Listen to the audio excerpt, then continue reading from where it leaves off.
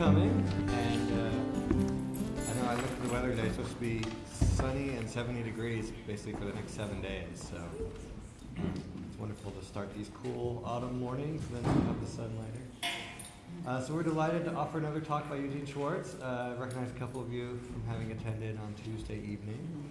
And Eugene, I always introduce as one of those rare individuals that really has kind of a bird's eye view over the Waldorf movement across the country and even internationally.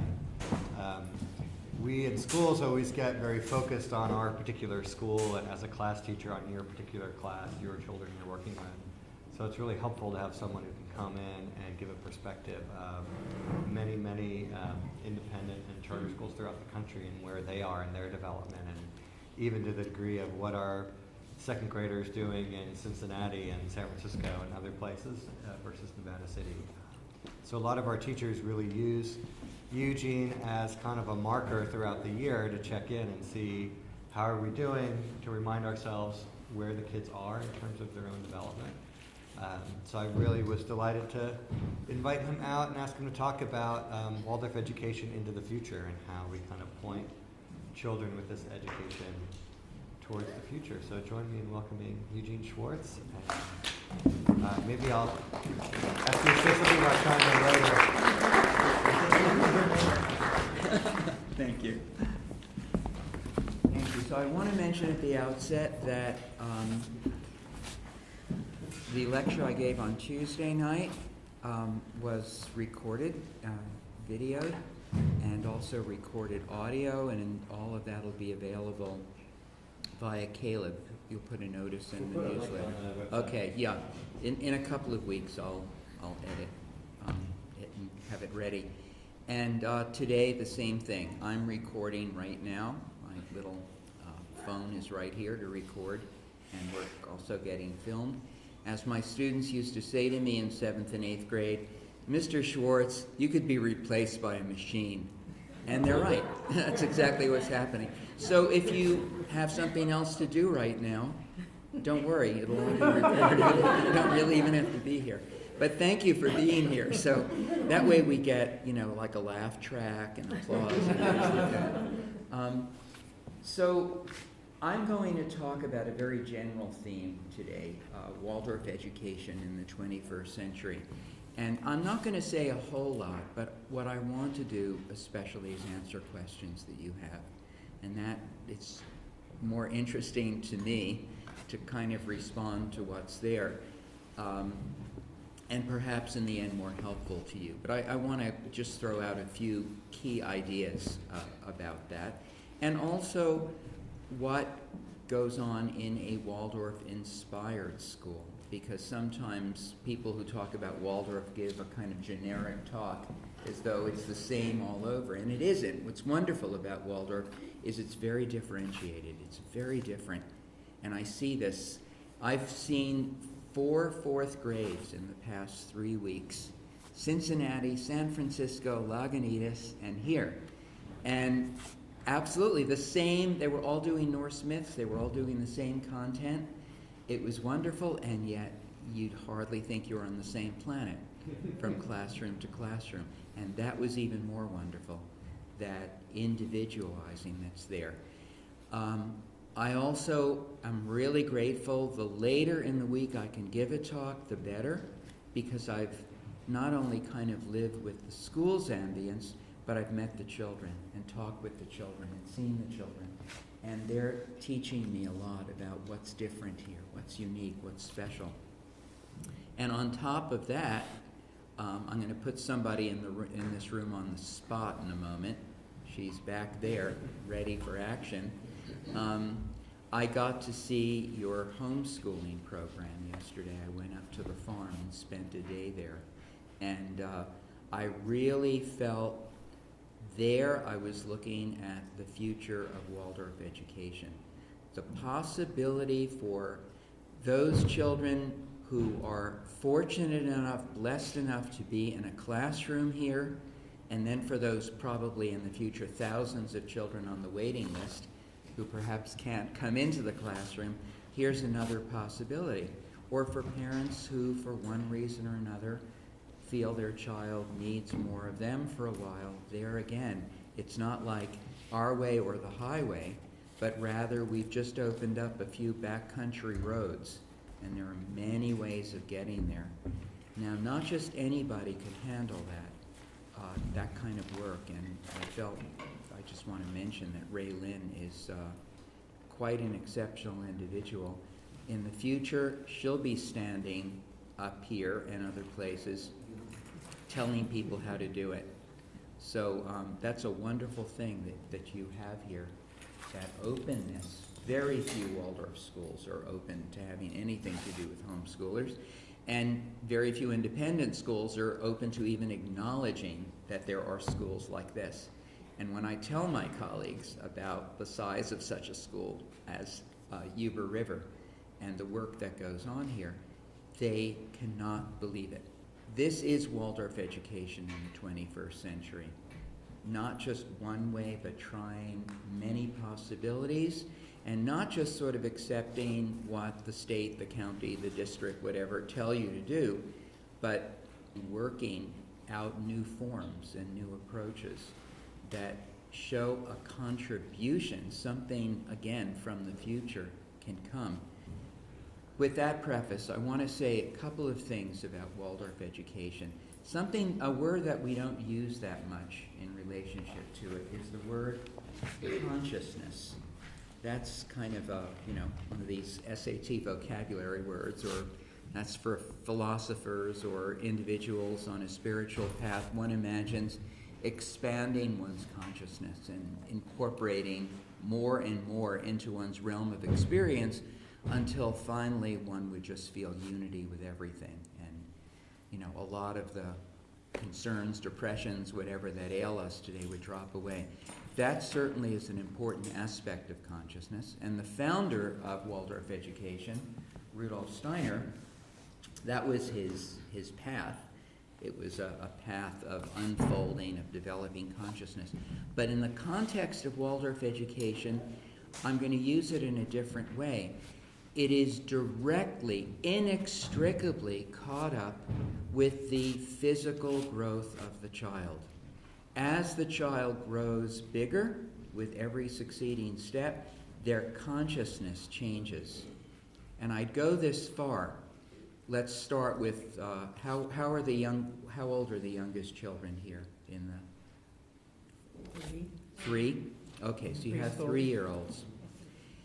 With every year between age 3 and 4, the child has grown a year, and we see significant changes, especially that young.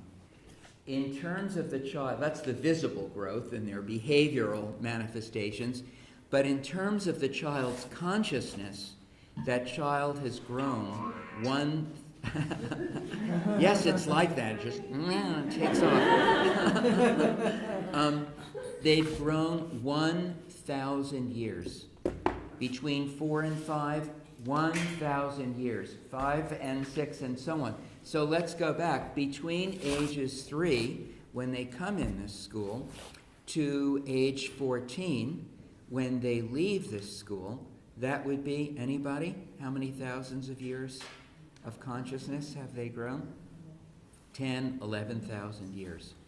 So let's go back 10,000 years in human history. And that's where we start with the beginnings of what we could say constitute human history. Perhaps the Sphinx goes back that far. Perhaps some of the earlier cave drawings would be seen there. That we have manifestations of human beings, not just, as it were, receiving from the world, but starting to make their mark in the world. And then we go up all the way to the present day, and we have the human beings we know. So we are saying that the children we have in nursery kindergarten are very much like the most ancient people, with the tremendous wisdom that our forefathers and foremothers had, with probably a stronger relationship to the goddess forces than to the male god forces, more matriarchal than patriarchal, and with much more, we might say, of a comfort, of a need, really, to be part of a group, to have more of a group consciousness and less of an individual consciousness. But with every year, bump, bump. You know, if you look at Egyptian history, you really will go back to documentable Egyptian history, 3000 BC. So we're talking there about a child who's about, let's say from age 3 up, 3000 BC. We're talking now about a 5th or 6th grader. That's just when we start to learn about ancient history. That's when it is possible for children to reflect on the course of time over great periods and see the changes that have occurred. So what I am saying here is so completely, if you follow it out to its logical conclusion, it's so completely contrary to the mainstream way that we look at children, which is that they are basically little adults. And, if two 4-year-olds are arguing in the sandbox, I'd want to say to one of them, think of how it would be if he took your shovel. Just reflect on that for a moment. And of course, that's how I would figure something out, or theoretically I would. But no, the child is not there yet. And a lot of what we are doing in Waldorf education is really trying to go back in time, which means in a certain way, to be a good Waldorf teacher, I have to recover my childhood, warts and all, good things, bad things, whatever, so that can I go back so far as to remember I was a class teacher being age 6 and how the world looked to me and how clearly my percepts came to me. I'd see everything, notice everything, but how little I was able to put those percepts together with concepts to kind of figure it all out, why people do that and what's going on there, and how I needed an adult to guide me. We say that the kindergarten years are like a recapitulation, a reliving for the child of a stage of consciousness where all cultures were theocratic.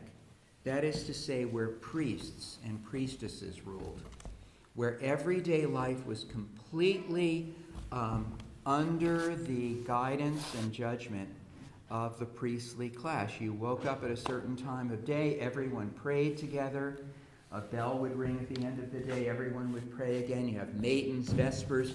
Of course, this continues to this day in religious confessions, but all culture was a great monastery in a way. And that's how these incredible monuments could be built. And that's how irrigation dams could be created with zero technology because of the incredible cooperativeness of human beings. Where do we see that theocracy today? Go out into the kindergarten play area, look at the sandbox. There you see the pyramids being rebuilt every day. There you see the little irrigation dams. I was watching kindergartners the other day. They turned a wheelbarrow upside down. I mean, who's going to use a wheelbarrow for its modern technological purpose? They're much more creative than that. And they were using a watering can and watering the wheel, and it was turning. They discovered the water wheel themselves. And they were pouring the water and mixing some sand. Water by itself is never sufficient. And it was getting muddy, and one boy said, "We're making glue." And Baruch said to me, yesterday they were making cement. Every day it's something different. But you see, they're all working together. Nobody says, "I'm the boss," or anything. Everybody finds their rightful place, and there, hovering nearby, is the kind of high priest or high priestess. In the Waldorf educational model, the high school is just icing on the cake. The most important educational part of our school is the kindergarten, the nursery kindergarten years. There we have the greatest respect, the greatest regard. This can only be done really out of the most tremendous sense of the different consciousness of the child and wanting to respect that and even revere it in a certain way. And this is why life is simple in the kindergarten. The teachers speak very slowly, or they may even sing everything. Everyone moves consciously a little bit more slowly. So the child who's come to school at, 55 miles an hour, shaken up, we don't notice it anymore. They do. Now they can return to the child's pace of life. Now, I want to mention something for all of you parents. This is not said, nothing I'm saying today is said with the intention of making you guilty. I don't want you to feel guilty about what you do at home. Now, I'm not intending to make you feel guilty. If you choose to feel guilty, well, fine. It's okay. I mean, I grew up with a Jewish mother. I know all about guilt. Don't worry.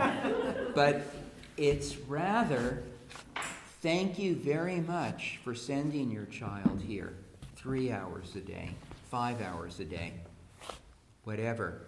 Because those hours counterbalance the rest of the week. It, in a certain way, it, to some extent, on a certain level, gives you permission for you to live in the 21st century, for you to do the things you need to do, which involve maybe a lot of rushing around and a lot of things where you need to go off for a while and get some refreshment yourself. The child is getting that every day. And it can hold them over the summer, we might say, that it's so intense, it's so powerful, because they are going back in time. And they are living in the rightful realm, the place where the child should be. And that is a place of great simplicity. There are Waldorf kindergartens right now, even in Massachusetts, even in Scandinavia, where the children are outdoors all day long. They're called woodland kindergartens. They never go inside. They take their naps dressed up in snowsuits, sleeping bags, and you want to play with a toy, there are rocks over there. Oh, you want to have branches? Over there. Okay, good. Those are your toys or whatever. It's incredibly simple. They cook over a little, wood fire or whatever, and these children, they're never absent. Incredibly hardy. The most delicate children are built up like that. So, and I can't tell you what the tuition is like for this place. I have to think always what Waldorf schools are known for. It's a little like this. I went to the supermarket the other day, and I just was walking down an aisle, regular supermarket, and you don't have those in California, I know. But anyway, there's Wonder Bread. I haven't seen it for years and years, so I just had to pick it up, squish it. Still bounces back. Some things never change. And I turned it around and read the ingredients. It took me about 15 minutes or so, 35 ingredients, most of them Greco-Latin words and so on. On and on and on and on. What's the price? $1.75 for a pound of Wonder Bread. Okay, good. I'm not going to buy it, but then I go to our local Whole Foods market and get the organic bread that I like. Pound of organic bread. Turn it around, read the ingredients. Water, fresh spring water, sea salt, organic yeast, organic flour. Okay, 4 ingredients. 4 goes into 35 approximately how many times? Anyone? About 9 times, 8, 9 times, okay? So if the Wonder Bread was $1.75, the organic bread with only, a few ingredients should be 1/8 of that, about 25 cents, right? $6. What am I paying for? What is not in it? I'm paying for all the things they promised me aren't there. In addition, no GMOs, no animal a whole range of all that. Nothing. So, if I lived on air, I'd be broke all the time. But this is how Waldorf schools are often seen, because we're clearing that space at all ages in any Waldorf classroom, even in 7th and 8th grade. There's a lot going on there, lots of books and everything. But compared to a mainstream public school, where are the computers, where are the laptops, where are the tablets, where's the whiteboard, the electric board, all of that? No. So we're famous for what we don't have. But it's also important to realize that we've cleared a space there for what we do have. The problem is, most of that is invisible. You know, you could see videos, and there are many of them, about Waldorf education, and it looks very nice and it's heartwarming, but what you don't see is what is invisibly passing between the teacher and the student. What is invisibly passing between the students. There's a child who's really stumped about an algebraic equation, and they look not at the paper next to them, they look at the face of their best friend next to them, and suddenly they get it. One sees that all the time. The children are bouncing off each other quietly, silently, and they are understanding more than they could do by themselves.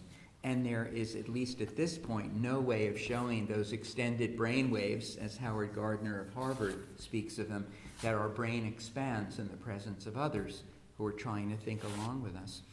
But it's there. And it's consciousness again. It's the unfolding consciousness. Now, I mentioned in the kindergarten, it's theocratic. And the priest, if you belong to a religious confession, if you go to a church or a temple, a synagogue, a mosque, on an ashram or so where there may be a great religious leader, very often, in the most serious moments, the things that are most meaningful, there's something of a ritual. And in that ritual, the priest, the priestess, or his or her equivalent does something, says something, and everyone else follows. They may respond with other words, but it's codified, or they may stand up, cross themselves, kneel, stand up again. What happens?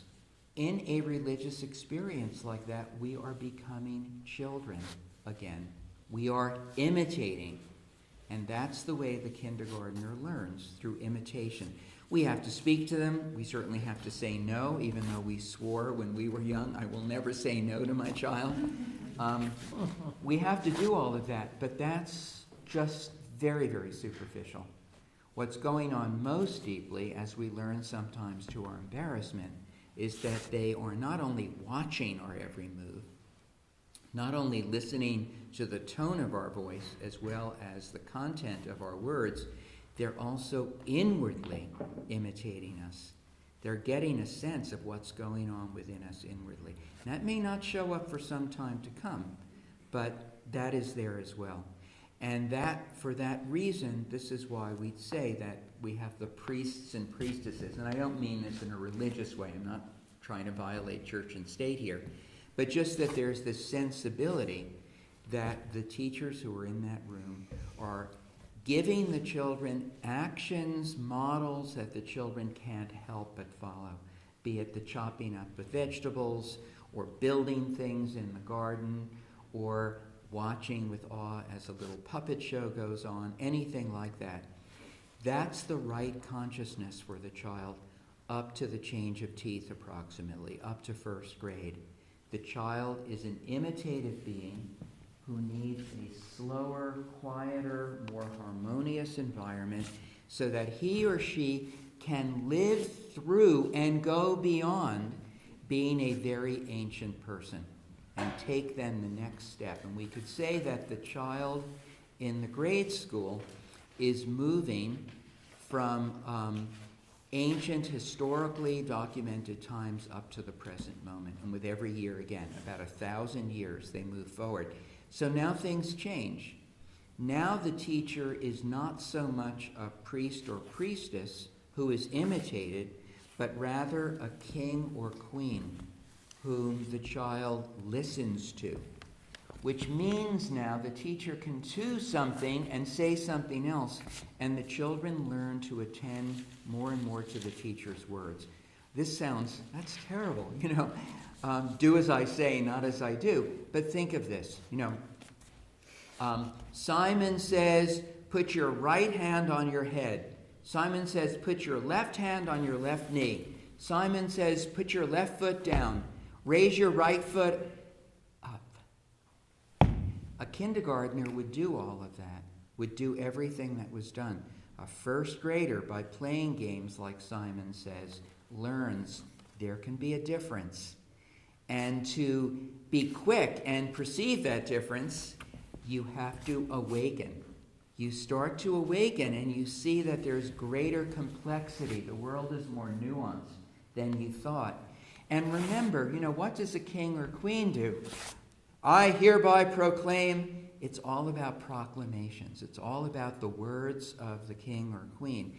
Now, this may sound, hold on, we're in a democratic country here. I mean, we don't care about Prince William and Kate Middleton and their really cute child, Charles. And did you know that Kate was using an American designer for a while, but I guess you don't read People magazine? I mean, what would we do without the British royal family? It would just be Hollywood stars. Our royalty.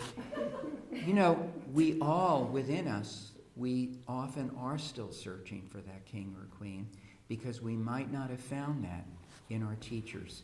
So for 8 years, only 8 years, we give teachers the right to act like royal beings. Right now, there are 8 kings and queens down the hall, and their doors are shut, and don't you dare go in there without knocking and asking permission, royal permission, to enter, because we are giving them freedom, the freedom to teach, to be in a way, lèse-majesté, acting like you're royal. And that's a tremendous responsibility to give.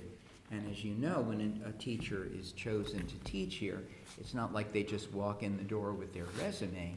It's a long and arduous and carefully worked out process. Obviously pretty successful here because you've got a whole lot of teachers who've been here for a long, long time. You have, teachers whose students now have their own children in this school. So obviously, royalty is alive and well in Yuba River. And this is what the children are looking for. They're looking at this age for authority. Hate to say that word in California. I feel like an earthquake's going to occur or something, And I'm not saying you need authority. Have your question authority bumper sticker. That's right for us in our time. But I would say if a child doesn't get a healthy respect for authority and a sense of how to experience it, they will be searching for it the rest of their life. Look at the gangs in LA. When a gang is busted and they get the leader and so on, they always find a thick, thick volume of rules and regulations. The Bloods Handbook, the Scripps Bible, or whatever it is, that these kids are responsible for hundreds and hundreds of rules, down to, how you treat a girl on the first date, and what you do when you're walking down the street and a cop is coming towards you. It's all laid out, because often these are boys who never had leadership in their lives. Nobody ever stood there as an authority before them. So they crave it, and it comes at the wrong age, at the wrong time, in the wrong place. So, and we see this, of course, with dictatorships and things like that. And, on the one hand, a lack of leadership. On the other hand, a craving for some strong leader to come and deliver us all from this evil. And it's not that simple.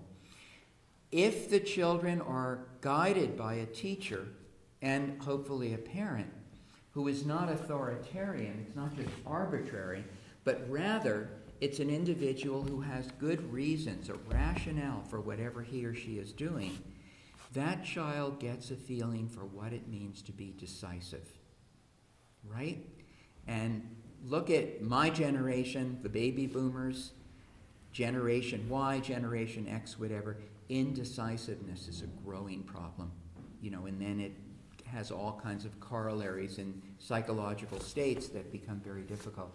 But simply being able to say, I'm going to go in this direction, that's it, I may be wrong, but let's move forward, that the child has that feeling, this helps them. It gives them a model for leadership and decisiveness later on.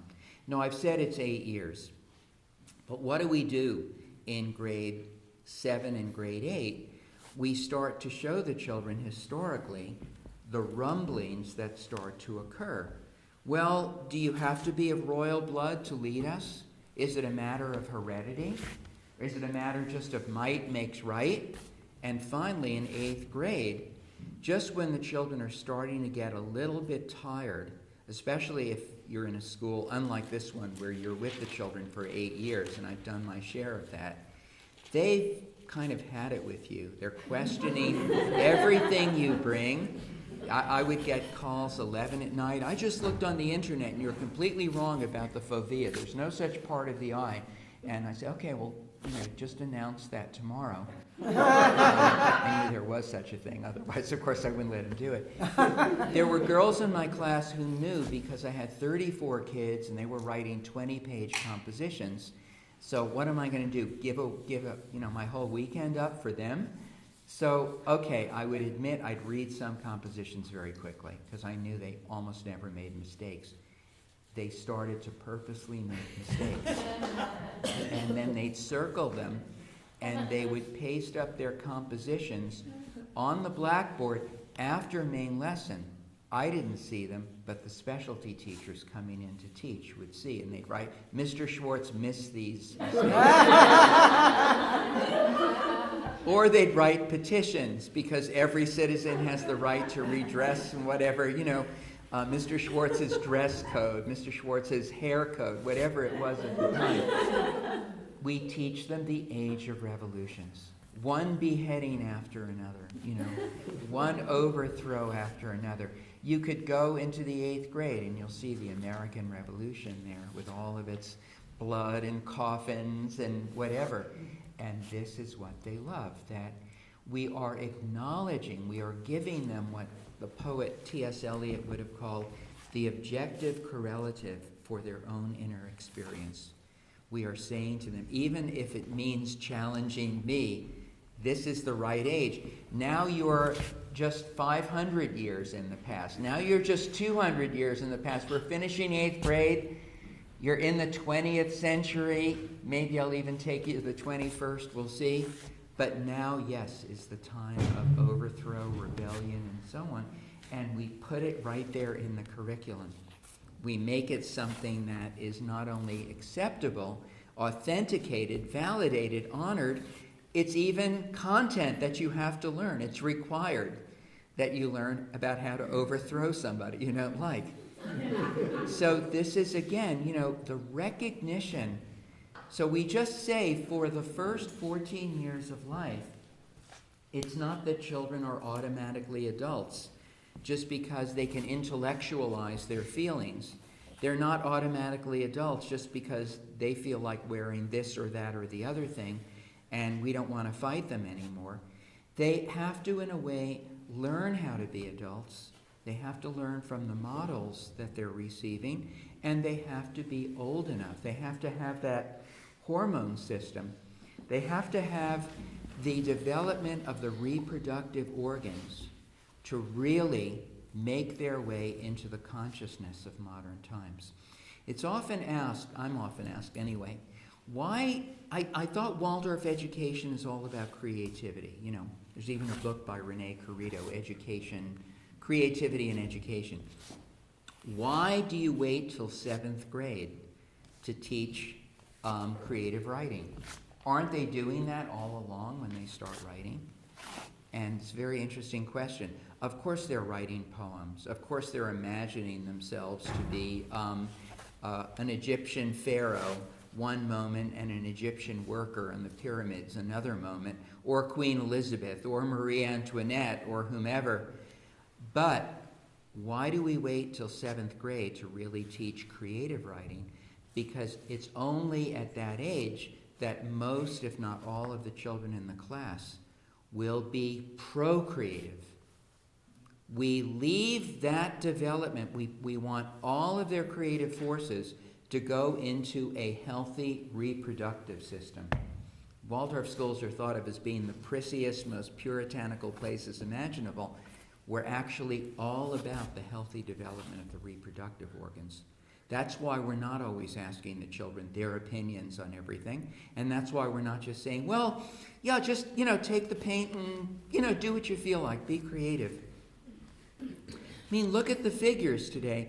among the most educated people, fertility is going downhill very, very quickly. That tells you something. It's got to have something to do with modern intellectual education. We really care about the human race. We really do want people, not only to have children, but also that their reproductive organs are vital and can then, when those forces are done with that, and we speak of that as the astral body, now this astral body is ready to serve the world. Artistically, creatively, thoughtfully, philosophically, politically, whatever. That now, in a way, one takes those forces of sexuality and they become true activism in the world.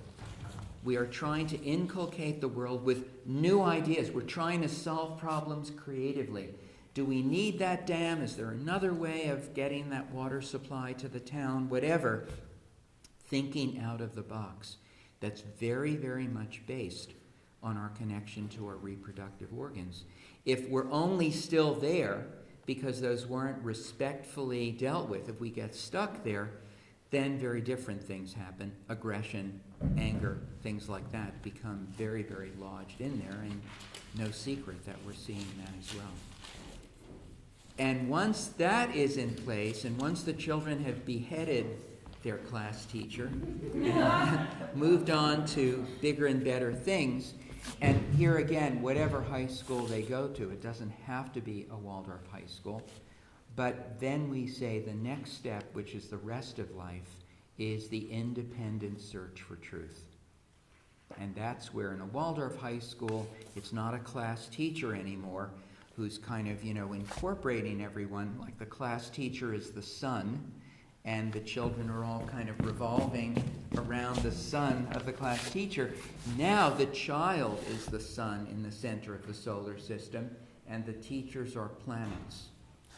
All of them trying to ray back to that student what he or she needs in a more and more individualized way.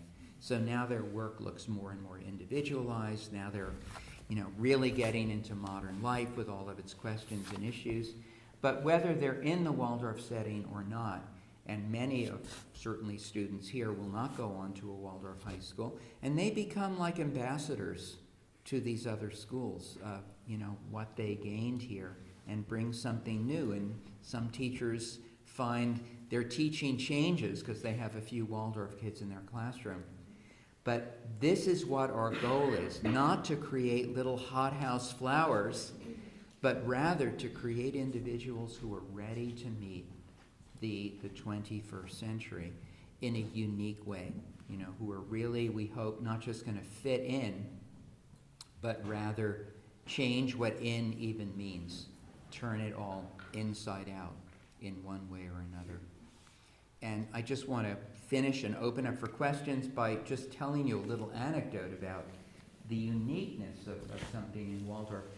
When I had my third grade class, there was a divorce going on in the class, and as sometimes happens, one of the spouses, one of the estranged spouses, to get back at the other one, thinks, it's usually how could I hurt her the most? I know. I'll say the kid can't go to the Waldorf school anymore, besides having 3 TVs in my house when the kids come. But I'll also, I'll pull the child out of Waldorf. So I've been in court cases and things like that. It's not a lot of fun.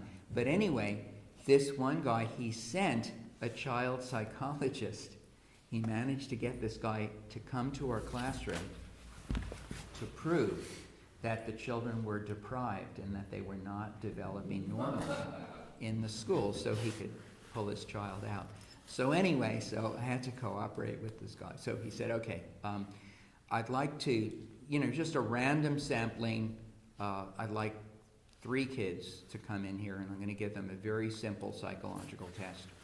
So the first girl comes in, and he shows her a photograph. It's a profile of a person.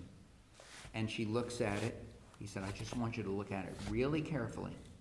She looks at it, pulls it away. He said, okay, tell me about that person. He only has one eye. Okay, very good. Brings in the next. Same thing. Tell me about that person. He only has one ear. He said, "This is great." My lawyer's client's going to win this one. Brings in the third. Looks quickly. Okay, tell me about that person. He's wearing contact lenses. God, I know that guy. He is wearing contact lenses. How did you know that, darling? She said, "Well, it's obvious. He can't wear glasses. He's only got one eye and one ear." So, thinking out of the box, these Waldorf. Okay, please, question. Any questions?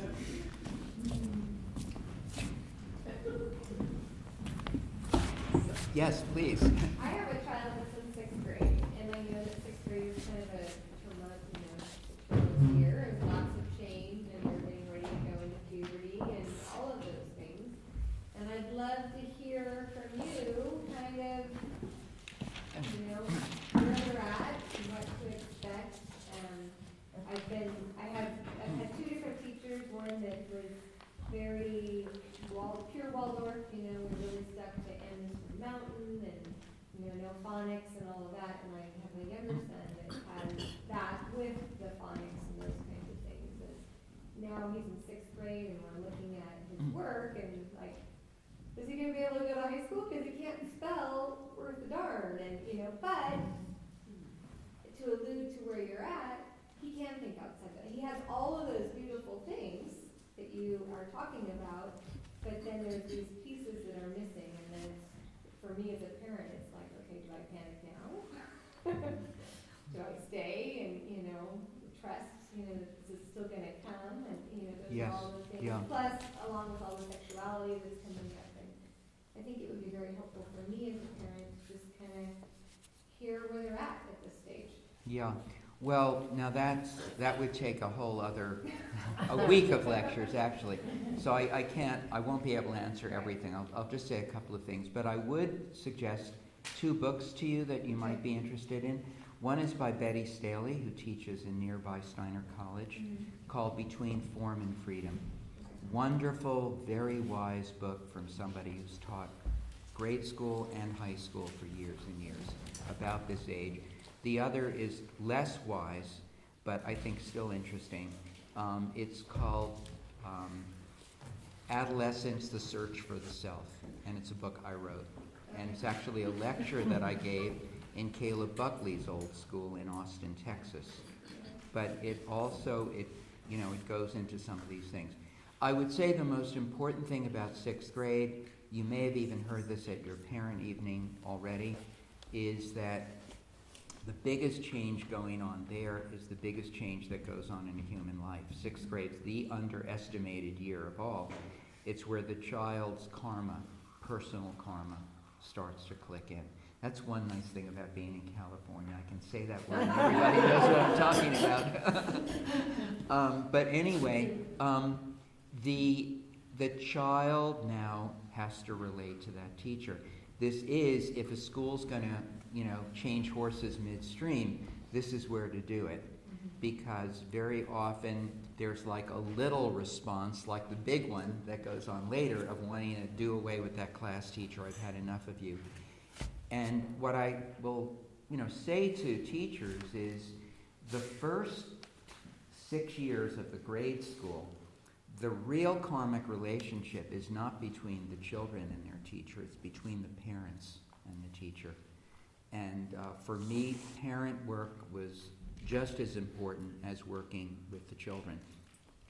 And only the most exceptional child could flourish in a class, a Waldorf class, without there being parental support, without people being on the same page. It's that important, so I'm grateful, you're here, you're interested enough to come for a morning and listen to something about Waldorf, because it's really critical. So, in 6th, 7th, and 8th grade, no matter how well the teacher works with parents, no matter how many meetings there are, it's never going to be the same. There is not that bonding. There shouldn't be that bonding. And sometimes parents feel the teacher doesn't like me anymore. You know, we used to be so close. Now he sees me in the Whole Foods market and, you know, runs to another aisle or something. And it's, I mean, people really, they see and experience this because it's like a kind of divorce going on.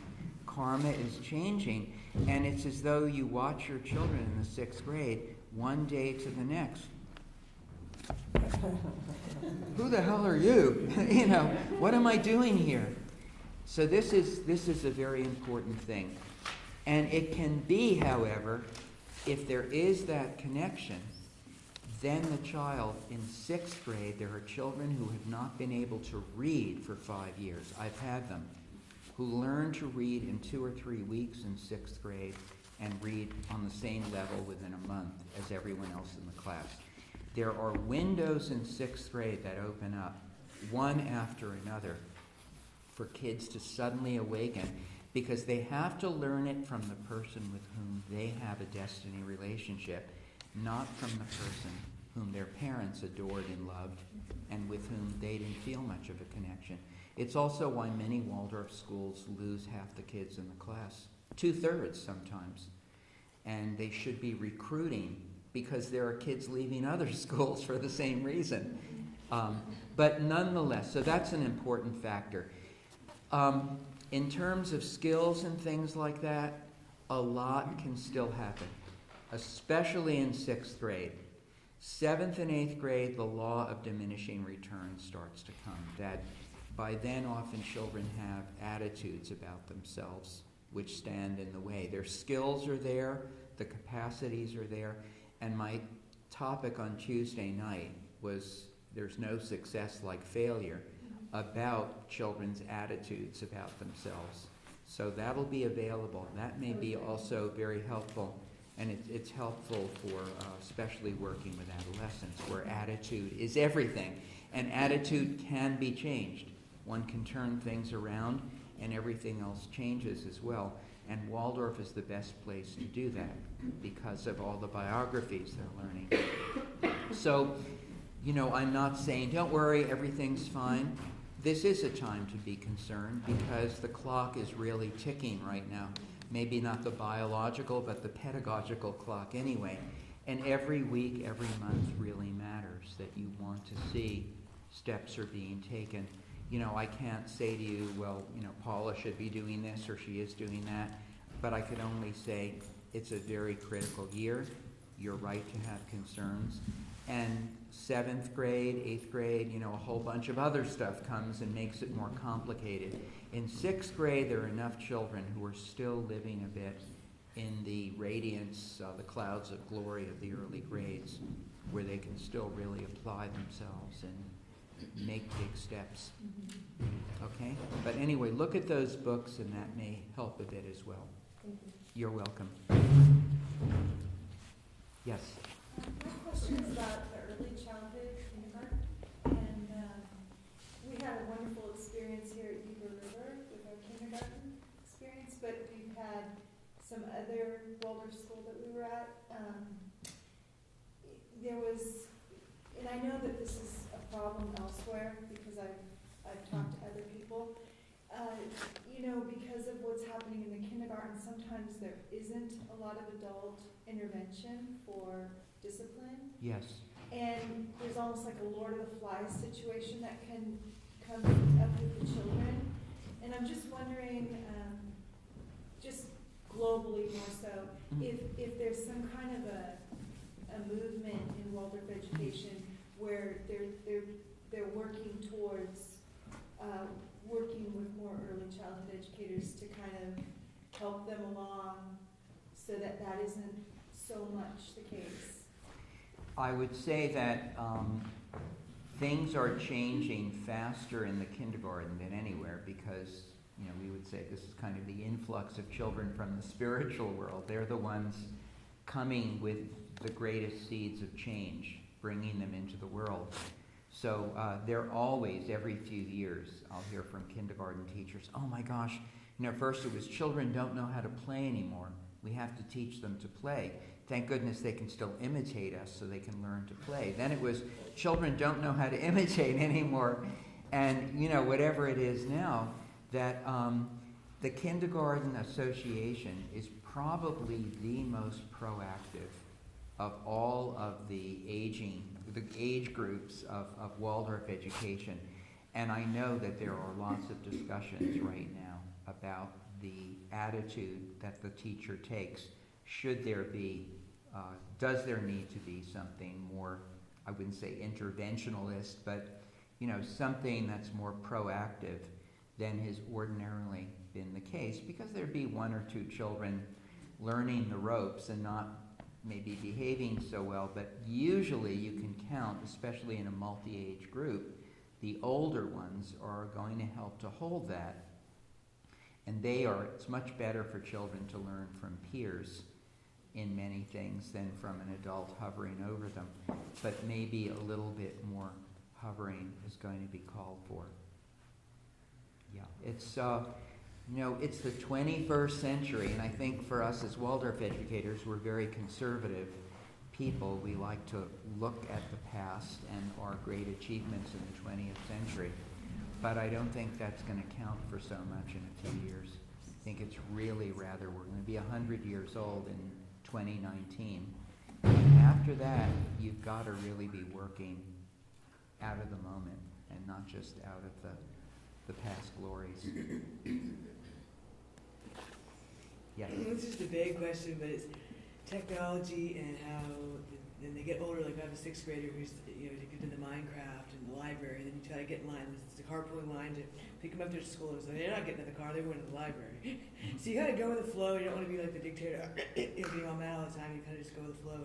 But how much of that is okay? And what do you think about it? So you're speaking specifically of technology. When you say library, you well, mean computers. Like we don't have no video. books in the library. No, we don't have. We have the video at home, which we try to stay away from too. But I kind of, I don't know. I'm just wondering how much of that getting into the technology, because it is 21st century. And I went through college with a word processor, and it goes over my head. That's not good. Yeah. So they got to learn. But well, again, I'll recommend something to you. Thank you. It's on Vimeo.com. Vimeo, V-I-M-E-O, which is like a site that just stores videos. okay. And it's a video of mine called Light in the Darkness, Darkness in the Light. If you put my name in with that, you'll probably find it. And it's a video that I've made about Waldorf education and technology, particularly the media, particularly video games and computers. So again, it's a long answer about that. It's That's a good, very though. big issue. But Yeah, the general rule of thumb is the later the better. But certainly we find increasingly, even in Waldorf populations, 4th grade boys are starting to go for video games. Not always with their parents' help either, but grandparents might feel the child is deprived. I'm sure you've been tempted many a time to get video games for your grandchildren. You know, they just know this is what this is what the child wants more than anything, and they do that. So it's almost unavoidable. And once one 4th grader has it, because they're all so connected, it's like everybody might as well have it, because they all know the games, they know the sound effects. For girls, it's more the social media side of things. What we have to do as parents is to become more knowledgeable about what's going on there. Know your enemy. So even if you can't necessarily stop it, maybe when your child's going to your estranged spouse, there's going to be video games, or that your daughter will visit a friend and she's on social media.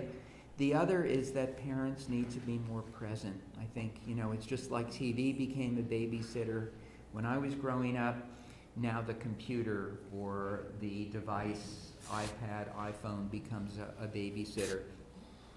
And parents are often shocked at what happened when they walked out of the room for 5 minutes, and what their daughter was able to find, and who she was able to cyberbully or be bullied by, with tragic consequences often. So with every 1,000 years of consciousness the child advances, they're better able to make some judgments and some wisdom about it. But most importantly, we as teachers and parents need to understand why the child is drawn to that. And in this video, I try to give some answers about it, and that it's not all bad and it's not all wrong, and that actually there are things we could be doing in school right now which would satisfy some of the same inner needs that the children have. And you might imagine I'm talking about that I would do sound effects while I'm teaching a story or something like that. Yes, on the one hand, we do have to be more active, more engaged. Children's attention spans are being lowered and lowered and lowered by all of that. I have to move faster. If I were teaching again, I'd be speaking faster, I'd be moving faster, I'd be giving them more variety of content. I could not teach the way I did in the 20th century. I'd have to reinvent myself to some extent. And the other hand, there's a very large role to be played by practical arts, which often give the children the same multi-sensory experience. I know some cooking goes on here. You know, keep an eye on the oven, okay? But come over here. The water's starting to boil. Look, the butter, it's not melted yet. Okay, salt, where's the, you know, and that's the same experience. And who is it who loves it? The boys. The boys. Because it's the same challenge on many levels, and it's all physical and tangible. You can touch it, it burns you, it's too cold, whatever. That is important. I've done glass making. I've done blacksmithing with kids this age. And it's a very good substitute. I'm not saying they'll never go near a video game, but they start to realize life itself used to do that for people. If life itself today is just turning a switch on and off, no boy is going to be satisfied with that. And for girls, the practical arts allow them to work with others and against others. There's a competitive element, but there's also tremendous cooperation. And there you have a kind of social networking. You can chat with your friends. You know, the teacher isn't necessarily controlling your every word like in the class teacher may have to do. So there again, that's important. And third, working with stained glass. That is a key to understanding why children are drawn to the screen. It's because they are really craving for what they may have experienced in a previous life in stained glass. Think of it. Stained glass is the first time, the only time in the entire history of art that instead of looking at reflected light, I'm looking at this flower, the light bounces off and comes to my eye.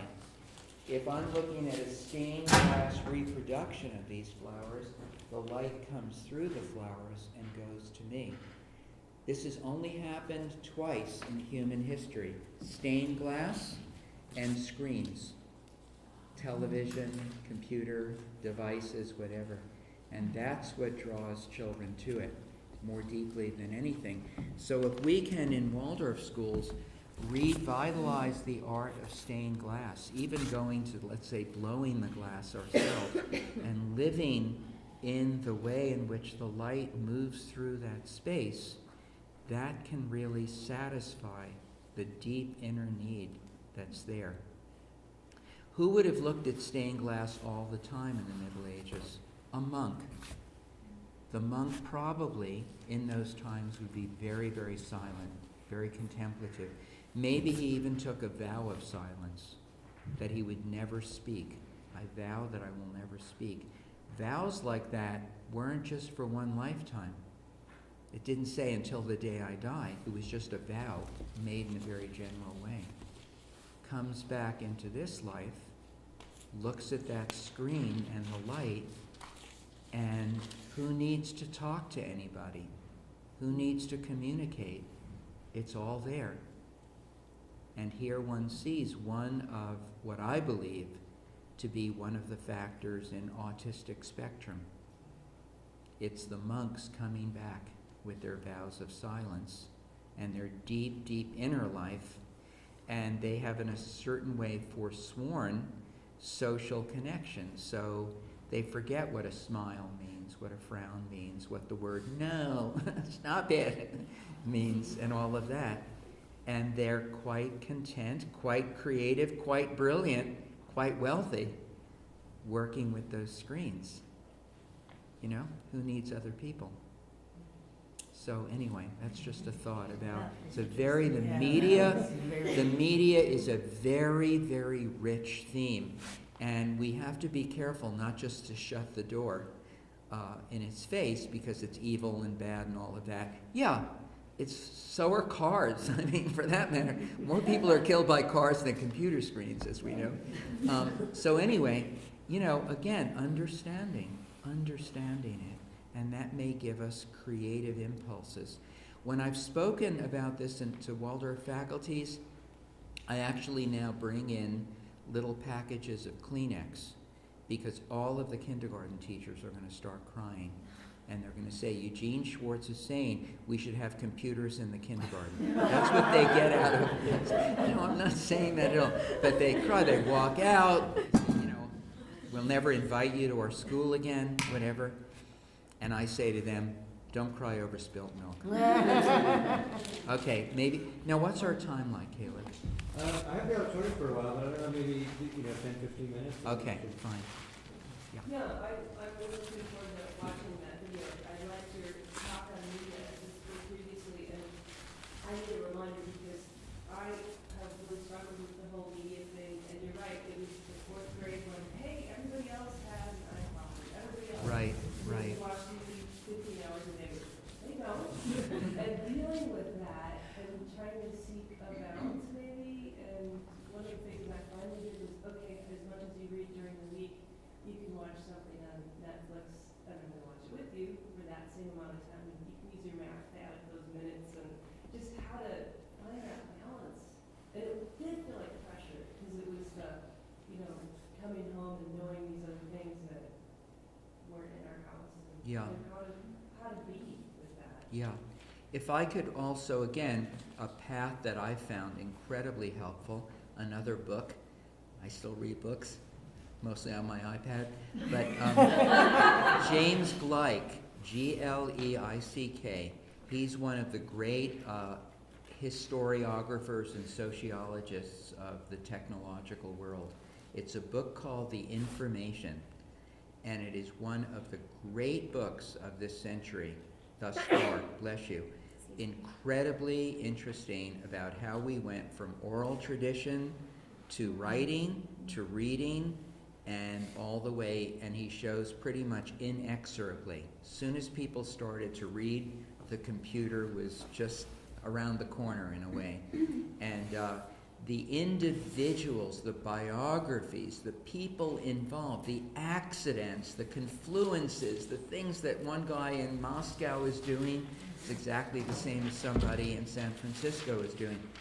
Very interesting book. It will give you renewed enthusiasm for the way we work with reading and writing in the Waldorf setting, which is very nice.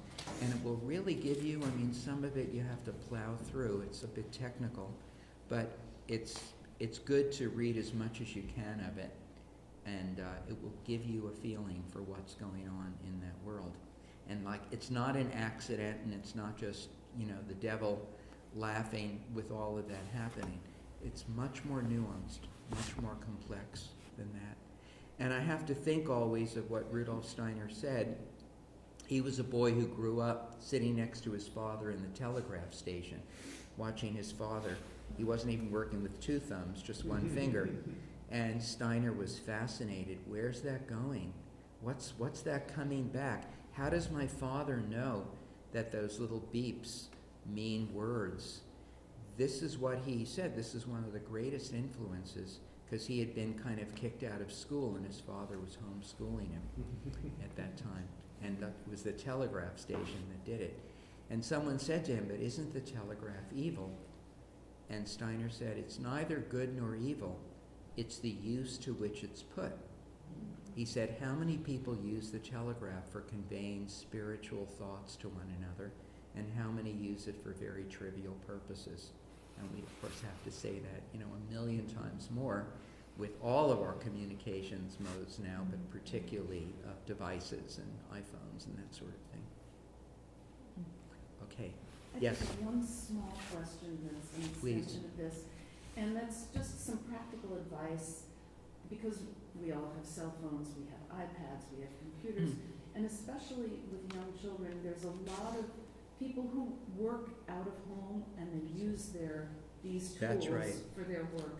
So what is the way to shield young children from this, but also this is your work, this is how people work, so how do you both protect them and also have them understand that this is a tool that we use for Yes. our lives? That's right. Well, I had this with I have a 16-year-old daughter, so when she was little, I was already working a lot with a computer. I was faculty chair and, was constantly online with the school.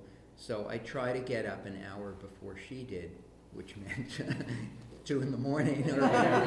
And she'd get up earlier a few days later, and that was her new rhythm. And I'd get up an hour early. I mean, it was really funny. And she would, sit on my lap and watch what I was doing. And I think sometimes I've talked with her about this, and she has vague memories of when she was about 4 doing this as well. And she said, what I remember is your lap and the warmth. She said, I don't remember anything that I was looking at. And, I think that's important. And also I would say to her, okay, now you go work on your computer. And she had in my office paper and crayons, and it was kind of set up on a little stand, and she would work on that, and she would show me her beautiful pictures. I'd say, that's so much nicer than all these words and squiggles I have up here. So, we sort of did it that way.